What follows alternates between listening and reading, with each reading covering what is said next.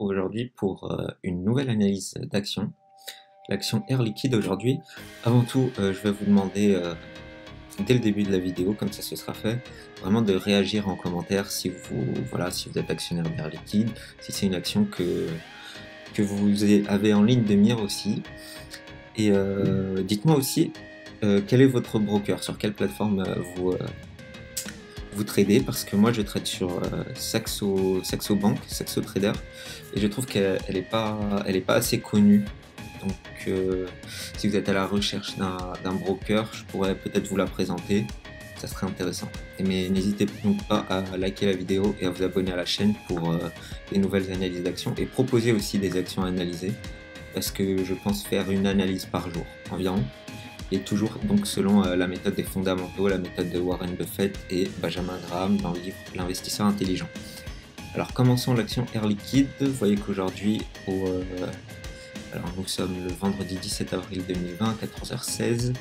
L'action cote actuellement à 121,10 € à la Bourse de Paris. On a un CAC 40 qui est monté aujourd'hui de 4,17% à l'heure où je vous parle, fait 181 points. Alors, et l'action Air Liquide, elle prend 1%. Voilà.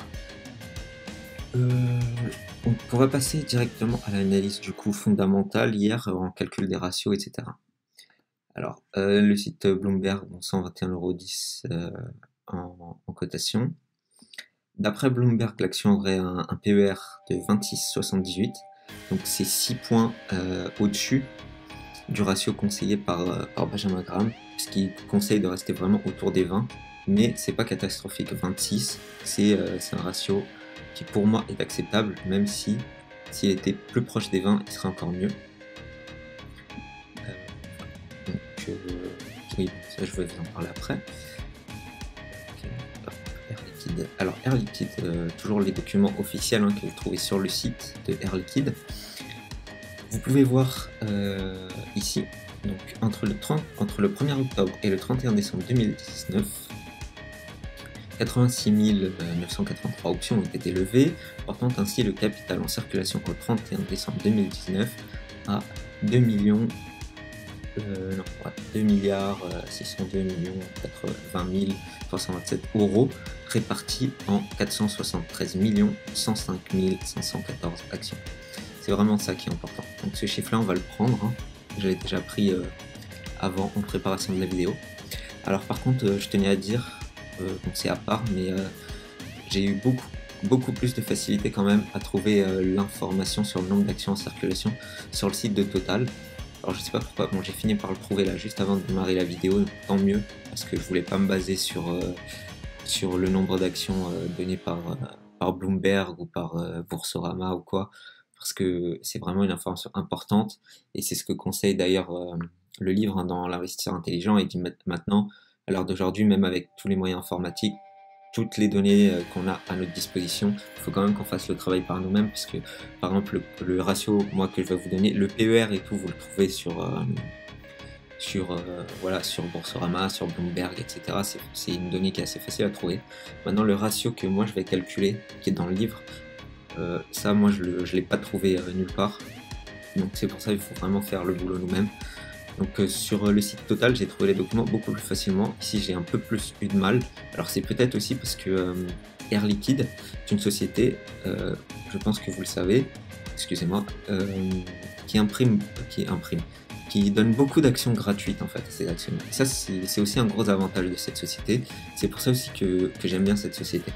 Parce que au lieu de vous donner un dividende, enfin elle vous donne déjà des dividendes constamment, tous les ans, etc. C'est assez régulier, c'est une bonne société sur ça. Et en plus, elle vous donne des actions gratuites. Comme on a vu, une action là, elle est cotée 121 € à peu près. On va dire, bon, disons, une action vaut 100 €. Voilà, et tous les 2 ans, quelque chose comme ça, ils donnent des actions gratuites. Donc, en gros, ils vous donnent 100 €. Donc ça, vous n'aurez jamais un dividende de 100 € CDD. Donc c'est vraiment un cadeau extraordinaire, enfin très très bien.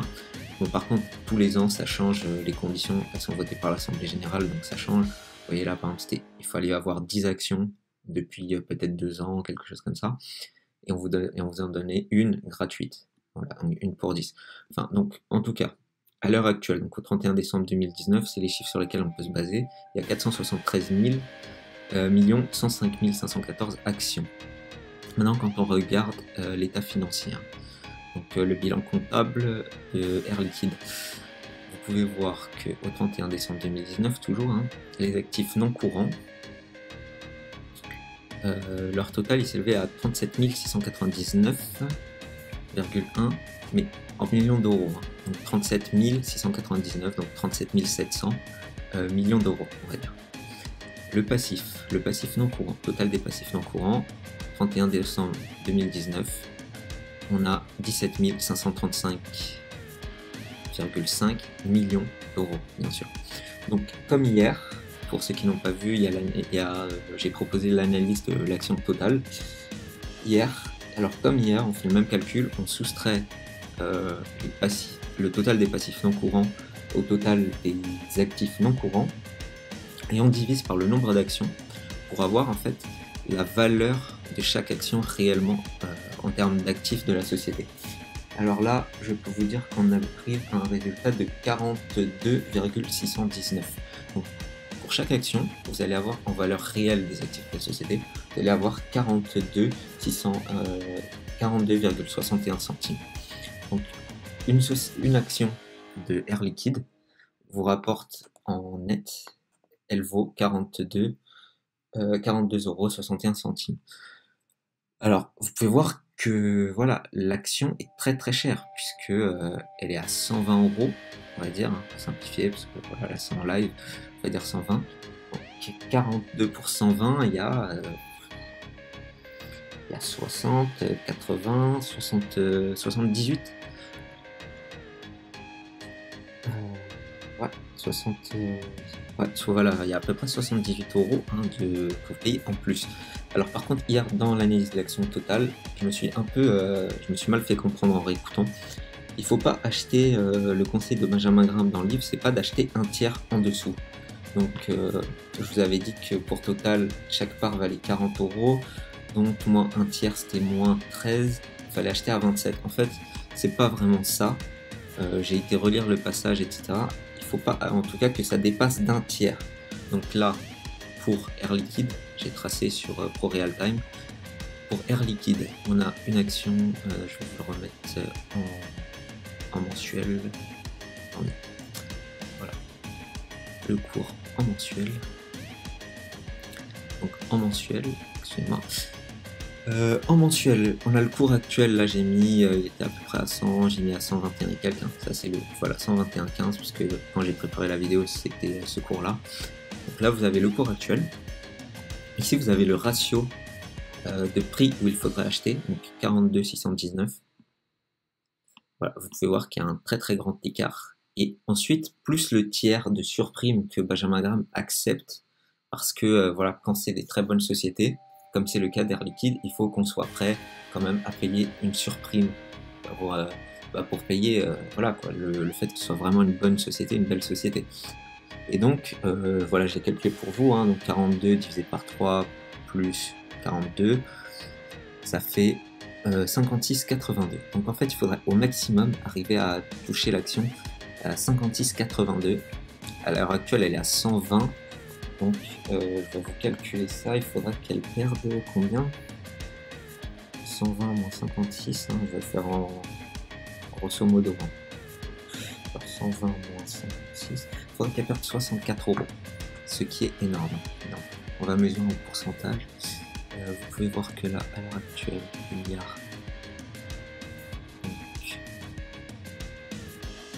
elle est surcotée de 178%. Par rapport à sa valeur réelle, et